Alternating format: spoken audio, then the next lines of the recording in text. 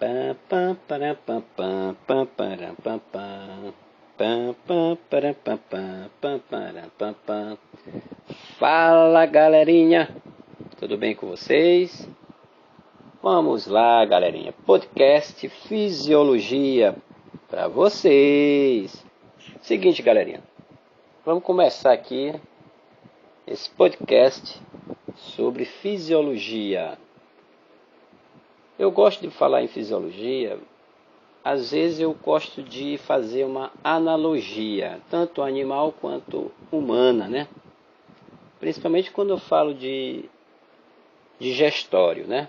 Quando eu falo lá da fisiologia da digestão, como ocorre nos animais, tanto o homem quanto o animal, eu gosto de estar comparando algumas coisas. Mas sim, tem um material para vocês, é só solicitar, envio por e-mail, né? PDF. A gente tem esse material para vocês acompanharem. Quem quiser pode solicitar. Me achem de alguma forma. Certo?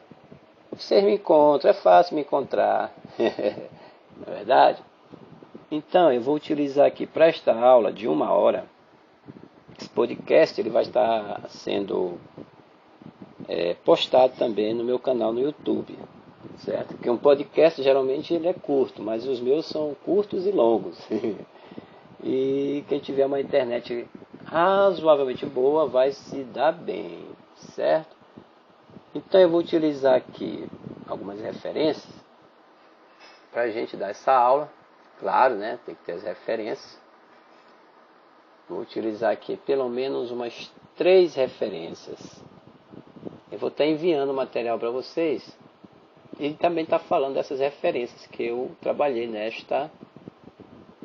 neste podcast, este conteúdo aqui, né, de fisiologia. Então, quem tiver aí me ouvindo, vocês podem estar solicitando o material, né? O material que é para a gente estar enviando para vocês. Então, vamos começar? Olha, veja bem. Quando se fala em fisiologia, a gente pode trabalhar não só,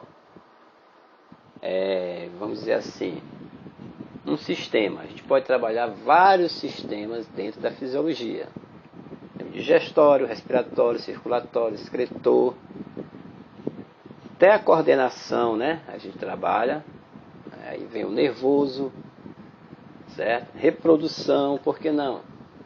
Trabalhamos também a parte de imunologia. Então é muita coisa dentro de fisiologia. Alguns conteúdos, realmente, os vestibulares e Enem, eles exploram mais. Tipo, cardiovascular, circulatório, né? Ele é muito exigido nos vestibulares. E o digestório também. Então acompanhe direitinho o material de vocês. Sem pressa, né? Deixa eu ver aqui uma coisa.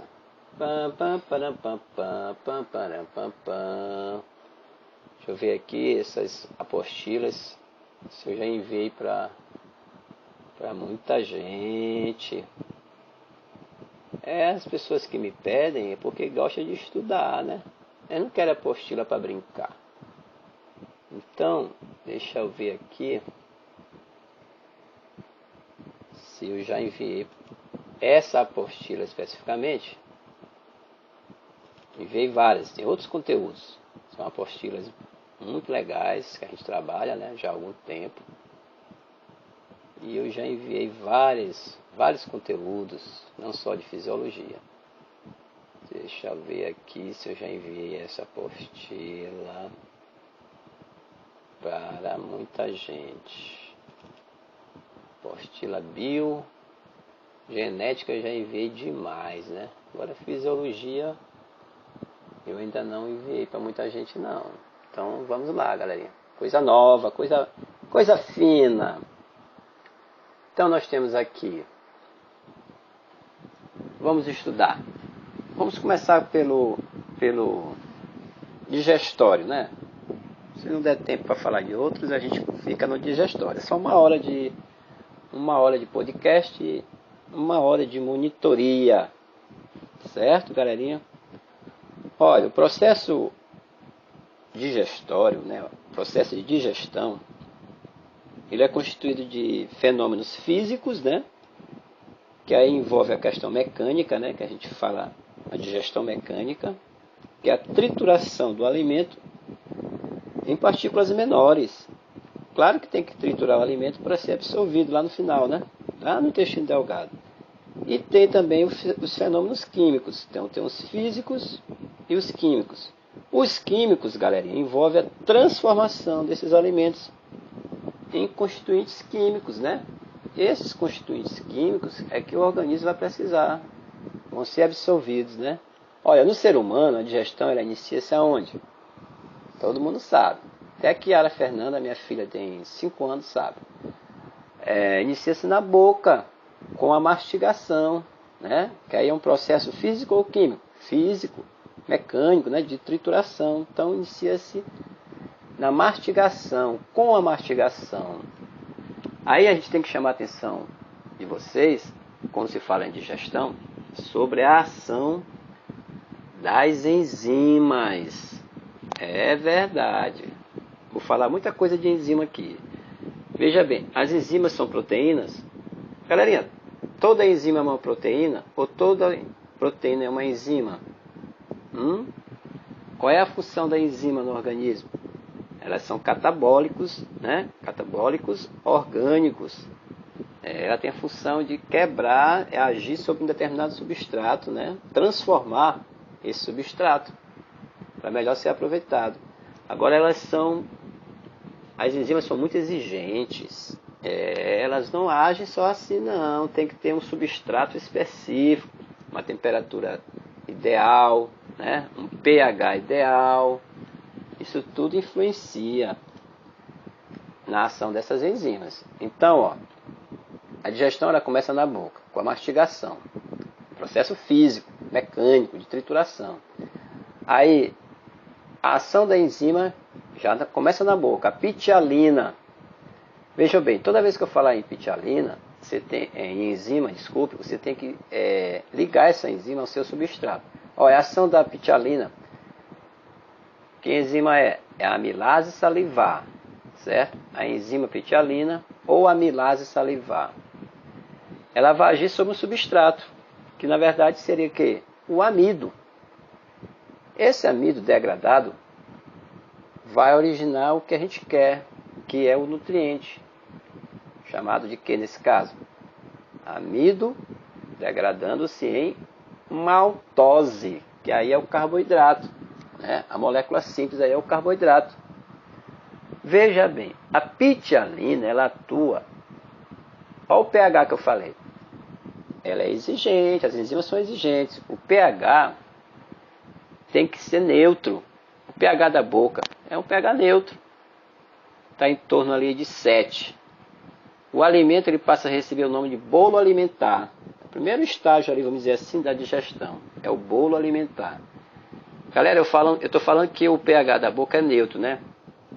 Mas isso é vamos dizer, numa condição normal, certo? Porque, veja bem, vamos fazer as analogias, que biologia ela exige muito comparações. Se o cara está comendo alguma coisa muito ácida, uma feijoada, né? E ele está fazendo aquela mistura, aquela salada toda, depois ele vai ter uma má digestão. Acontece o seguinte, que você usar uma tira de labstick, a gente compra em farmácia, sabe o que é isso não? Tira de labstick. A tira de labstick você usa para detectar a acidez, né? Ou melhor, usa para detectar o pH, no caso ali da saliva. Pode estar ácido. Se ele comeu uma feijoada, ele abusou dos condimentos, se você colocar uma tira de labstick na língua dessa pessoa e detectar lá uma alteração na coloração dessa tira, porque tem lá no rótulo as cores que vão indicar o pH. Claro que vai estar ácido, não vai estar neutro. Então, estou falando aqui o pH da boca na condição neutra, o pH neutro, uma condição normal. Então é lá na boca começa o processo de digestão pela mastigação, formando o bolo alimentar. O que é que acontece em seguida? No estômago, o bolo alimentar sofre a ação de quem? Do suco gástrico. Que contém a enzima. Agora outra enzima. Veja bem, falei há pouco de pitialina lá na boca. Agora no estômago, o bolo alimentar sofre a ação do suco gástrico, certo? Que contém a enzima pepsina, ou pepsina, como queiram. Essa enzima, a pepsina, ela é produzida pela mucosa do estômago, pela parede do estômago, que vai atuar sobre quem? Pepsina vai atuar sobre as proteínas, certo? Pepsina atua sobre as proteínas. Muito bem? Deixa eu ver aqui quem está chamando aqui. Sem pressa, galerinha. Estou gravando. Então tem gente querendo participar dessa monitoria. Certo? Então vamos lá. Então essa pepsina ela atua sobre as proteínas. O que acontece? No estômago é produzido também o ácido clorídrico, o HCl. Ok? No estômago é produzido o ácido clorídrico, o HCl, que é responsável para manter o pH ácido, né? Então, esse HCl, o ácido clorídrico, mantém o pH ácido do estômago. É necessário esse pH ácido, sabia disso? Para atuar, é necessário para ajudar na atuação da pepsina. Isso aí, esse pH ácido é necessário para ajudar na atuação dessa enzima, a pepsina. Ok?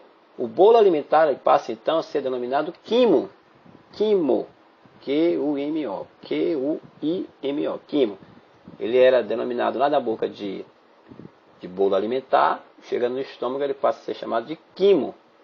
É como se fosse ele sofreu uma mistura, uma química lá e passou a ser chamado de quimo. Então, para a enzima pepsina ser atuante, ela precisa desse ácido clorídrico, certo? Agora, galerinha, eu sempre falo em sala de aula o seguinte: muitas das vezes a pessoa gosta de estar mascando chiclete ali, né? Tá mascando, às vezes nem se alimentou direito, está com o estômago até vazio, nas primeiras horas da manhã. Isso é muito comum em escolas. Então eu brinco com os alunos: olha, teu estômago está entendendo que vai vir aí uma mocotosada, uma feijoada, porque tu está produzindo saliva aí, mascando esse chiclete, e o estômago lá entende que vai descer alguma coisa bacana para ele aí. Aí começa a produção de HCl. Se não vem nada, esse excesso de ácido clorídrico no teu estômago vai causar gastrite, vai causar algum problema nas paredes. É ácido, né? Se não tem nada para ajudar na digestão, é por isso que as pessoas têm problema de gastrite, não sabe também. Fica mascando aí que nem ruminante. mascando, bode, cavalo, boi, todo tempo mascando e não desce nada. Certo? Aí o estômago entendeu que tu produziu saliva lá porque tu está formando um bolo alimentar que não existe. Que esse bolo alimentar vai descer para o estômago para ser transformado em quimo. Mas não vem nada, liberou o ácido clorídrico à toa, só para causar problema com a tua parede do estômago. Aí esse ciclo viciante aí é que futuramente você vai ter problema com gastrite, que nada mais é que a úlcera nas feridas na mucosa do estômago. Tá? Deixa eu falar aqui com a amiguinha aqui rapidinho.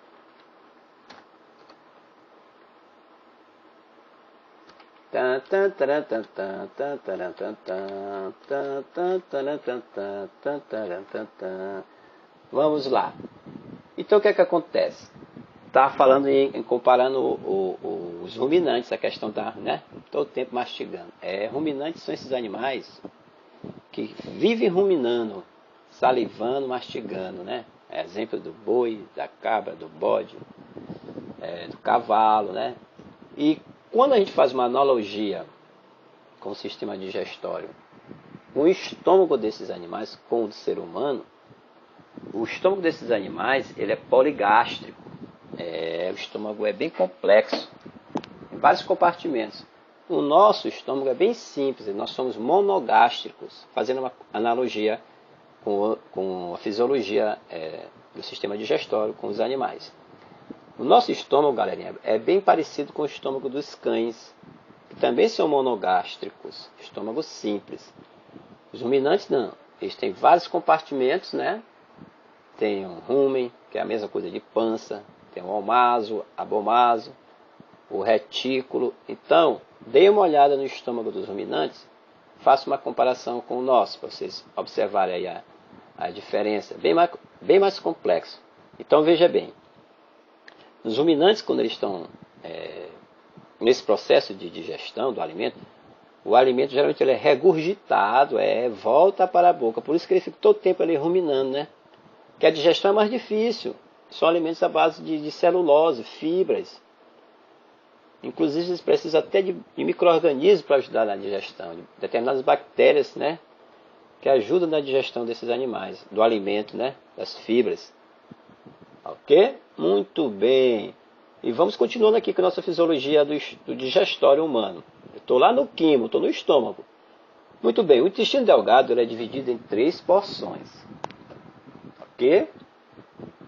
Na primeira porção, o duodeno, porque é assim, o intestino delgado tem duodeno, jejuno e íleo. Né? Duodeno, jejuno e íleo. Foi o que a gente aprendeu lá em ciência, né? No fundamental. Duodeno, jejuno e íleo. A primeira porção do intestino delgado é o duodeno, certo? No duodeno, 2 glândulas vão lançar suas secreções. Lá no duodeno, 2 glândulas vão lançar suas secreções no duodeno, certo? Que glândulas são essas? Que participam do processo digestório, na fisiologia da digestão humana. Que a gente chama de órgão, na verdade são glândulas que participam do processo de digestão. Elas vão entrar agora aí. Participação especial é o fígado, vão lançar secreções lá no duodeno, e o pâncreas, galerinha. Olha, o pâncreas, ele é uma glândula mista, né? Ela participa tanto do processo de digestão, quanto do processo de quê? De lançar hormônios na circulação sanguínea, né? Para manter a glicemia. Então, ele faz parte do sistema endócrino e do digestório, o pâncreas. É uma glândula mista. O que acontece? O fígado ele é responsável pela produção da bile. Né? Não contém enzimas digestivas, mas tem substâncias que emulsionam as gorduras. Certo? Então, veja bem, o fígado ele é responsável pela produção da bile. A bile ela não contém enzimas digestivas. Tem substâncias que ajudam na degradação da gordura, emulsionam a gordura, para facilitar a ação das enzimas. Olha o papel da bile aí. Ó. Então, veja bem, é como se fosse um detergente. Essas substâncias aí, que são lançadas aí pela vesícula biliar, a bile é como se fosse um detergente. Ela não tem enzimas, mas são substâncias que amolecem a gordura, fazendo o papel de um detergente. Imagine você lavando a louça. A louça é muito gordurosa. Você não vai precisar de um detergente para amolecer a gordura? Não é verdade? Então a bile faz o mesmo papel do detergente caseiro lá. Ó. Muito bem. Então ela facilita a ação das enzimas quando ela emulsiona as gorduras. Muito bem. O bicarbonato de sódio já é liberado pelo pâncreas e também pela vesícula biliar. Bicarbonato de sódio. Esse bicarbonato de sódio ele vai promover o aumento do pH no duodeno. Quer dizer, estava muito ácido, ele vai promover a neutralidade, né? Tendendo à neutralidade desse pH lá no duodeno. Interessante, né? Tudo sincronizado. Isso a gente chama de homeostase. Chama-se de homeostase, galerinha. Certo? Muito bem. Sistema digestório. Olha, antes de eu finalizar aqui essa parte da digestão, nós podemos aqui estar comentando para vocês sobre a ação, né, dessas enzimas, a origem delas e o que ela produz, qual é o produto final. Veja bem, aquelas que têm origem no pâncreas, anotem aí, as enzimas que têm origem no pâncreas. Tem a amilase pancreática, galerinha. Nós temos a lipase pancreática, tudo origem no pâncreas. Tripsina, quimiotripsina e nucleases, certo? Repetindo, as enzimas que têm origem no pâncreas, amilase pancreática, lipase pancreática, tripsina, quimiotripsina e nuclease. Olha, essas enzimas não tem que agir em um substrato, toda enzima não age num substrato específico e produz alguma coisa, como é o produto final. Então vamos lá. A amilase pancreática, ela age aonde? No amido, produzindo maltose. O que interessa para o organismo absorver é a maltose. A lipase pancreática já está dizendo, lipase. O substrato vai ser as gorduras, age nas gorduras. Com essa quebra dessa molécula de gordura, vai produzir o quê? Qual o produto final das gorduras, gente? Quimicamente, ácidos graxos e glicerol. É isso? Quimicamente, um lipídio é formado por ácidos graxos e glicerol. Isso é interessante. Tripsina, que também tem origem no pâncreas, vai agir aonde? A tripsina vai agir nas proteínas, produzir os peptídeos. Quimiotripsina também age nas proteínas, produzindo também peptídeos. As nucleases vão agir aonde? Já está dizendo a palavra nuclease, nos ácidos nucleicos, produzindo o quê? Nucleotídeos. Muito bem. Agora, tem outras enzimas que têm origem diferente do pâncreas. Por exemplo, temos 1, 2, 3, 4, 5, 6. 6 enzimas que têm origem no duodeno. Em vez de ser no pâncreas, elas têm origem no duodeno, que é a primeira porção do intestino delgado. Então, nós temos aí a aminopeptidase, dipeptidase, maltase, lactase, sacarase e lipase intestinal. Repetindo as enzimas que têm origem no duodeno: aminopeptidase, dipeptidase, maltase, lactase, sacarase e lipase intestinal. Galerinha, a aminopeptidase, ela age, o substrato dela são os peptídeos, produzindo o quê? Aminoácidos, né? Já tá dizendo a palavra. A aminopeptidase age nos peptídeos, produzindo aminoácidos. Dipeptidase, que também tem origem no duodeno, age nos dipeptídeos, produzindo também aminoácidos. Maltase age na maltose, né? O substrato é maltose, produzindo glicose. Lactase, o substrato é lactose, o produto final da lactose vai ser quem? Galactose mais glicose. Aí vem aquela questão dos carboidratos, de sacarídeos, né? Sacarase vai agir na sacarose. O substrato dela é a sacarose, a sacarase. Produzindo quem, a sacarose? Qual é o disacarídeo? Frutose mais glicose.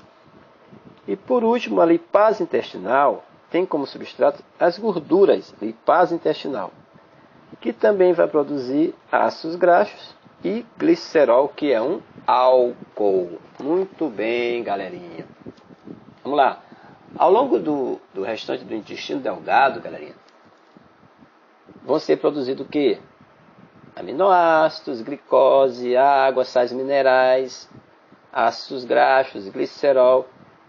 Esses nutrientes, vamos dizer assim, esses produtos de digestão, serão absorvidos e distribuídos, daí, gente, para todo o resto do corpo, do organismo.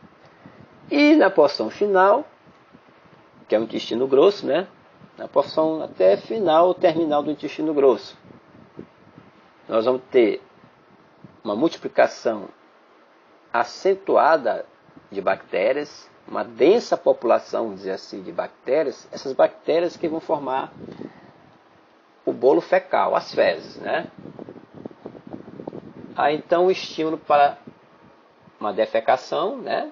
E as fezes são eliminadas pelo ânus. Daí, esse é o processo digestório, né? A gente sabe que a água é reabsorvida lá no intestino grosso, né? Do organismo. E forma o bolo fecal, que é eliminado pelo ânus. Muito bem, galerinha. Olha, qual é a função do sistema digestório, então? Digerir ou degradar o alimento, transformando macromolécula, certo? O que são essas macromoléculas? Proteínas, lipídios, polissacarídeos, disacarídeos, em moléculas menores, aminoácidos, ácido graxo, glicerol, monossacarídeos. Esses micronutrientes é que vão ser absorvidos e aproveitados, gente, pelo organismo. Olha, o sistema digestório humano, ele é composto, tipo assim, como um tubo digestório, de mais ou menos uns 9 metros. Ele é subdividido em boca, pela ordem, né? Boca, faringe, esôfago, estômago, intestino delgado, intestino grosso e ânus. Aí vem anexadas a esse tubo as glândulas. Aí eu falei de 3 aí, as glândulas salivares, onde começa a digestão lá. Tem o fígado, né? São glândulas anexas. E o pâncreas, que é uma glândula mista. Muito bem, galerinha. Outra coisa que é importante a gente chamar a atenção, quando se fala em digestório, em fisiologia da digestão, é sobre os dentes, né? Uma boa digestão depende de uma boa mastigação. Aquela parte física da digestão, né? Ou mecânica, que nós falamos lá no início. Os dentes e a saliva, eles agem sobre o alimento, que transforma esse bolo alimentar. A gente deglute o bolo alimentar com a ajuda da língua. A língua é importantíssima, não é só para estar falando mal da vida alheia, não. Então serve também para amassar o alimento e para detectar o quê? O sabor, galerinha. Quando você está gripado, fica complicado, né? Olha, veja bem, o paladar. Na língua tem estruturas que a gente chama de papilas gustativas. É verdade, galerinha. Quando eu fiz veterinária, eu detectei essas papilas na língua do boi, né? Em laboratório, muito legal. Se olhar, fazer a microscopia, elas parecem assim umas árvorezinhas, né? As papilas. Você faz ali você prepara a lâmina, né? Cora a lâmina. Quem já foi em laboratório, teve aula de laboratório, sabe. Tem que corar a lâmina e você vai visualizar essas papilas, que são análogas a que a gente também tem, né? Em nossas línguas. Então ela tem uma fundamental importância aí na digestão, para detectar o sabor, o paladar dos alimentos. E os tipos de dentes, né, que a gente sabe, que está presente lá numa arcada dentária bem bacana, que nem a de vocês. Nós temos os incisivos, os caninos, né? Os incisivos é para cortar o alimento. Os caninos vão perfurar os pré-molares, trituram assim como os molares, né? E se você pegar um dente em si, você vai detectar assim, que existe num dente. A estrutura de um dente tem o esmalte, que é a parte dura e calcária, né? Tem a dentina, que é aquela camada de tecido conjuntivo. E a polpa, né? A polpa é aquela camada que é rica em vasos sanguíneos e de onde vem a dor lá, né? As terminações nervosas. Muito bem, galerinha. São as particularidades no sistema digestório que a gente comenta para vocês. Olha, na faringe, o que acontece? O bolo alimentar ele desce pela faringe. A faringe ela tem comunicação com quem? Com o esôfago e com a laringe. A laringe é uma estrutura do sistema respiratório, né? Aí tem a válvula epiglote, que vai impedir que o bolo alimentar tome o caminho da laringe, né? A gente às vezes engole errado, né? Então essa válvula ela fecha essa abertura para fazer com que esse alimento não pegue o caminho lá da laringe, né? Quando você está deglutindo, né? Engolindo o alimento. O esôfago é um órgão que tubular, tem cerca de 25 centímetros, que liga a faringe ao estômago. O esôfago liga a faringe, está dizendo, né? Ao estômago. É um órgão que tem paredes musculosas, né? Que vão impulsionar, né? Chama de peristaltismo. Impulsiona esse bolo alimentar em direção ao estômago. Tem as contrações rítmicas dele, né? Muito bem. Movimentos peristálticos. Depois eu posso estar colocando, quem faz parte do meu grupo de estudos, no WhatsApp, as imagens dessas estruturas. Ok? No estômago, gente, nós temos um esfíncter, muito conhecido também, chamado de cardio, ou esfíncter cárdico, que não tem nada a ver com o coração, né? Que ele relaxa, ele abre, e o bolo alimentar penetra na cavidade interna do estômago, né? Lá no estômago tem as glândulas que produzem o suco gástrico, já falei, né, que é rico em enzimas digestivas, principalmente a renina e a pepsina, e o famoso ácido clorídrico, HCl. Esse ácido clorídrico ele mata micro-organismos e mantém o pH apropriado lá no estômago para a digestão. Olha, certas células, galerinha, que revestem a cavidade interna do estômago, elas produzem um muco, né? Que protege as demais células internas contra o ácido clorídrico. No próprio estômago tem células que produzem um muco, né? E a pessoa, se não tivesse essas células que produzissem esse muco para proteger contra esse ácido, por isso que há uma constante renovação dessas células na parede interna do estômago. A natureza é perfeita. A gente agride, mas o próprio estômago, com suas células especiais, procura se defender desse ácido clorídrico. O bolo alimentar ele sofre lá no estômago a quimificação, né? Isso demora a média de umas 4 horas até se transformar em quimo, né? Aí o esfíncter pilórico vai relaxar, né? E esse químico vai lá para a primeira porção do intestino, que é o duodeno. Então tem dois esfíncter, né? Tem o de entrada, que é o cardio, ou cárdico, que relaxa e o bolo alimentar penetra. E o esfíncter pilórico, que relaxa, e o quimo, né? Depois da quimificação, em pequenas porções ele é enviado ao duodeno, pelo esfíncter pilórico. Muito bem, galerinha. Coisas aí, detalhes, né? Alguns detalhes do sistema digestório. O duodeno ele recebe a bile, né? Que é sintetizada no fígado. Eu falei ainda há pouco. E o bicarbonato de sódio também. Lá pelo canal do chamado colédoco. Tem um canal colédoco que pertence ao duodeno. Recebe também o suco gástrico, né? Que é sintetizado pelo pâncreas, pelo canal pancreático. É tudo interligado, galerinha. O que acontece no intestino delgado, então? Processo de quilificação, que é a transformação do quimo em quilo. No intestino delgado ocorre o processo de quilificação, que é a transformação do quimo em quilo. E também, o mais importante, é a absorção desses nutrientes, né? Lá nas vilosidades intestinais, que tanto já caem em vestibulares. Qual é a função das vilosidades intestinais? Ajudar ou aumentar a superfície de absorção da parede intestinal lá, certo? Quem tem problema de tolerância aí à lactose, por exemplo, que é um nutriente, a lactose, tem a ver também com essas vilosidades, que elas não são normais nessas pessoas.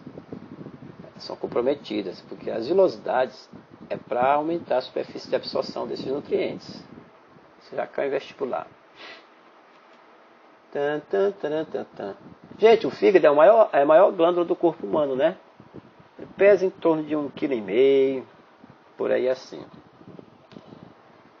Então, no fígado tem os ductos biliares que transportam a bile né, que é sintetizada no fígado, para a vesícula biliar, que passa a armazená-la. Aí tem um hormônio chamado de colecistocinina, que é produzido no duodeno, que estimula a vesícula a se contrair, liberando bile no duodeno pelo canal colédoco. Então, quais são as principais funções do fígado, galerinha? Produz a bile, né? Degrada substâncias tóxicas, como álcool, por exemplo. Graças a essa função, que os caras que abusam do álcool ainda estão aí numa sobrevida, né? Ele vai até onde ele aguenta, o fígado, só degradando substâncias tóxicas, principalmente o álcool. O fígado também armazena glicose na forma de glicogênio, é uma importante função também.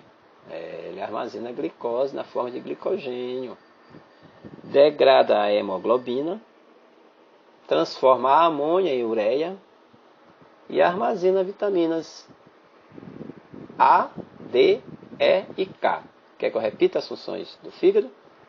Produz a bile, degrada substâncias tóxicas, armazena glicose na forma de glicogênio, degrada a hemoglobina, transforma a amônia em ureia e armazena vitaminas, certo? A, D e K. Galerinha, tem um hormônio chamado secretina, que é produzido no duodeno. Hormônio chamado secretina é produzido no duodeno. O que ele faz? Ele estimula o pâncreas a liberar o suco pancreático, certo? Que chega ao duodeno pelo canal pancreático. Muito bem, galerinha.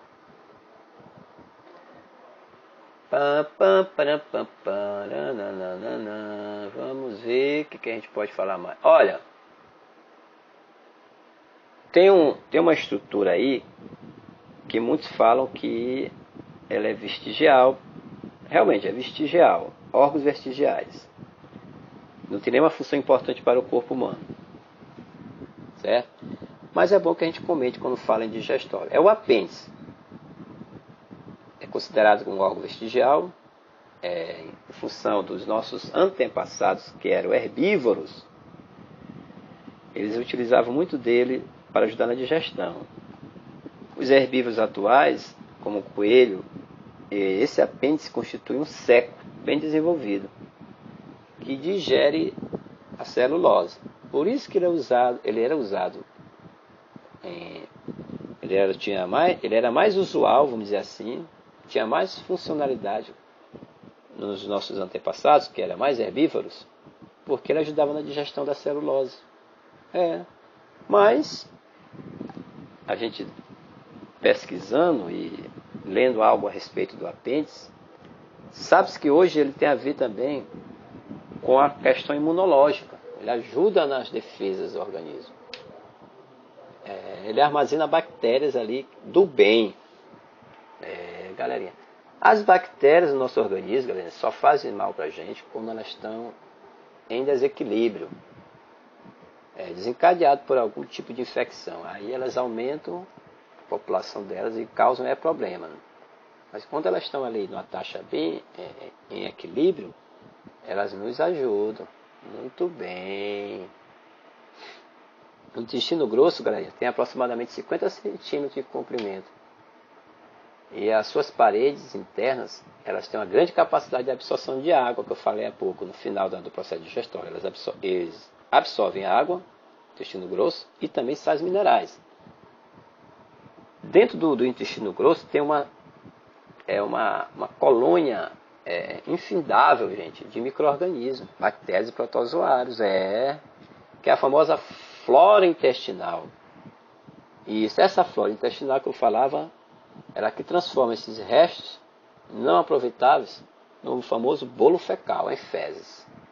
Muito bem, então tem importância, né, o intestino grosso. Claro que tem. Ele é constituído pelo seco, né? Porque é assim, anatomicamente seria assim o intestino grosso. E tem o apêndice que está ligado a ele, né? Tem o seco, aí tem o colo. Depois dê uma olhada aí nas imagens do seu material, ou mesmo na internet. tem um colo ascendente, colo transverso, colo descendente e o reto, depois vem o ânus, né? Tem o apêndice, que está ligado a ele, seco, colo ascendente, colo transverso, colo descendente e o reto. Muito bem, galerinha, muito bem. Quando se estuda sistema digestório ou digestão, fisiologia, existem outros seres vivos, né? Que você poderia estar fazendo assim um estudo comparativo. Você poderia estar estudando o sistema digestório, quando tem de quinidários, de anelídeos, como é que é, se é completo, se é incompleto. O nosso é completo, né? Começa na boca e termina no ânus, ou no reto. Aí a gente chama de sistema digestório completo. Certo? Por exemplo, aqui, ó, os quinidários, eles têm um sistema digestório incompleto, né? É só uma abertura, que é a boca, né? Não tem ânus, para ser completo tem que ter boca e terminar em ânus. E tem animais que nem apresentam tubo digestório, como exemplo os poríferos, né? As esponjas. Nos animais com tubo digestório completo, galerinha, a digestão ela pode ser realizada em etapas, em diferentes órgãos, também com o melhor aproveitamento do alimento.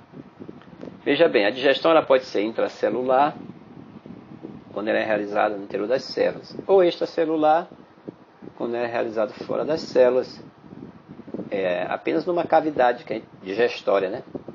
Que é animais com tubo digestório. Muito bem. Quer ver uma coisa? As minhocas, elas são anelídeos, certo? Ela tem um tubo digestório o quê? Completo. Tem duas aberturas. Tem boca e termina em ânus. Vocês podem estar fazendo um estudo assim, por comparação. Quinidários. É incompleto. Falei há pouco.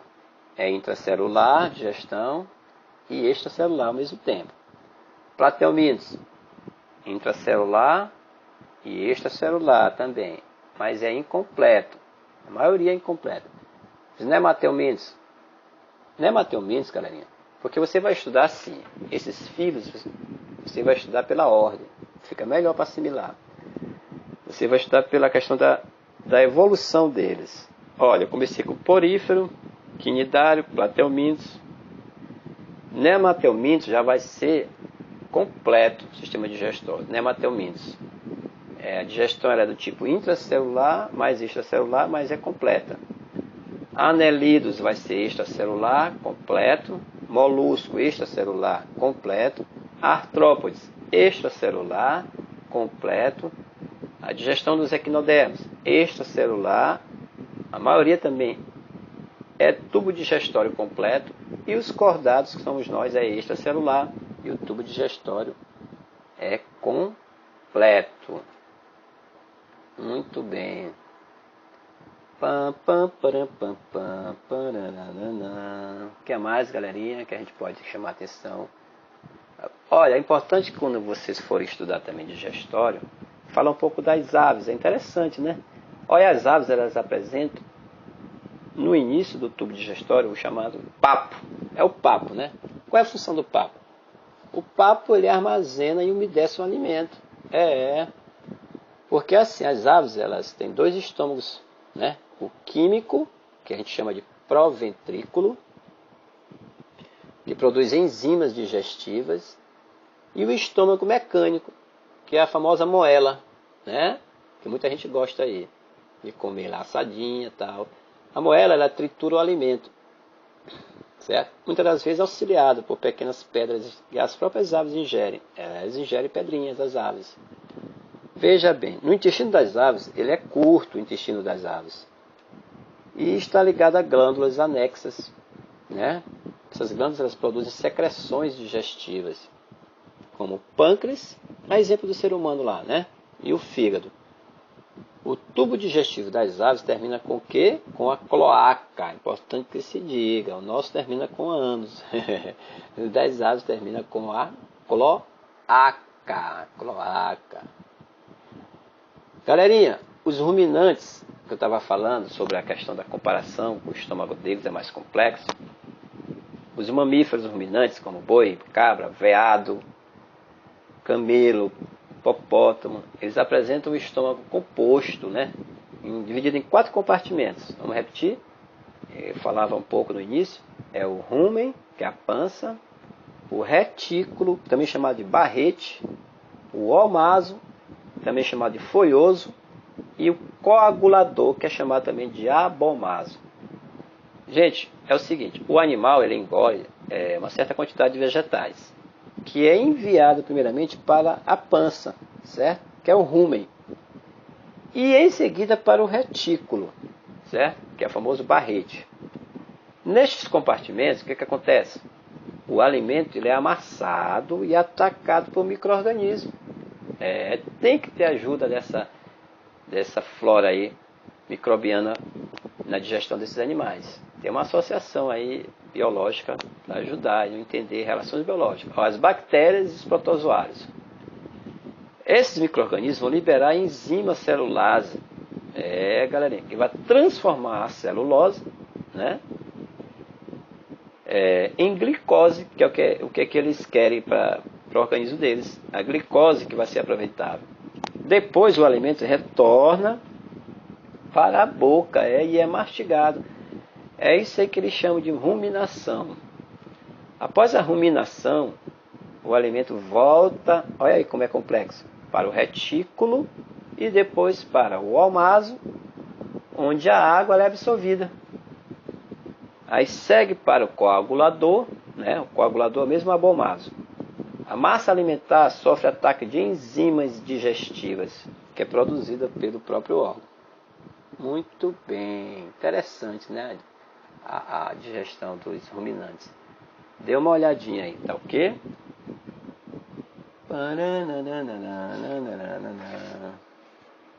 Galerinha, deixa eu ver se eu encontro aqui, que eu ainda não achei, eu confesso. Um material aqui diferente para vocês. Deixa eu ver aqui.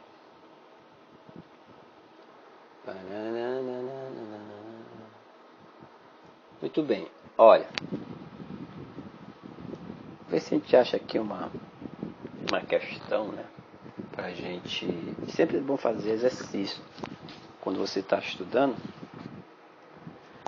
para você reforçar o que você estudou, certo? Então não esqueça de fazer bastante exercícios quando você estiver estudando, galerinha. Na digestão humana, uma questão bem aqui, da PUC de São Paulo. Na digestão humana, uma série de enzimas atua quebrando alimentos em moléculas menores, que são absorvidas pelo nosso organismo. Foi o que nós estudamos. Aí tem um quadro, né, que mostra a relação entre algumas enzimas, que eu até passei para vocês aí, e seus locais de produção, e também os substratos sobre os quais atuam. Nós temos aqui a enzima 1, local de produção, estômago, e o substrato, proteínas. Se o local de produção é estômago e o substrato é proteínas, essa enzima 1 poderia ser o que nas alternativas? Vamos já ler. Aí tem no quadro ainda amilase, local de produção 2, substrato amido. E fechando o quadro tem tripsina, local de produção pâncreas, substrato 3. Aí quer para completar o quadro 1, 2 e 3 e substituir. Então vai ficar assim. Enzima 1 é a pepsina, certo? O local de produção da pepsina ou pepsina é o estômago, né? E o substrato, proteínas. Aí tem amilase, enzima aqui. Amilase, o local de produção da amilase, que está aqui em número 2, o local de produção da amilase, qual é? Glândula salivar. E o substrato, amido. Muito bem. Aí tem enzima tripsina, que é produzida no pâncreas. E qual é o substrato dessa enzima tripsina? Age sobre as proteínas, né? Substrato, proteínas. Facinho, né, gente? Muito bem. Então tá aí, sistema digestório para vocês. Muita dica, material excelente aqui, as referências que eu peguei aqui. Solicitem aí o material para eu estar enviando para vocês. E valeu! Comentem, dê um joinha aí para a gente continuar fazendo o nosso trabalho. Abraços para quem está acompanhando aí e quem solicitou as apostilas e a monitoria. Valeu!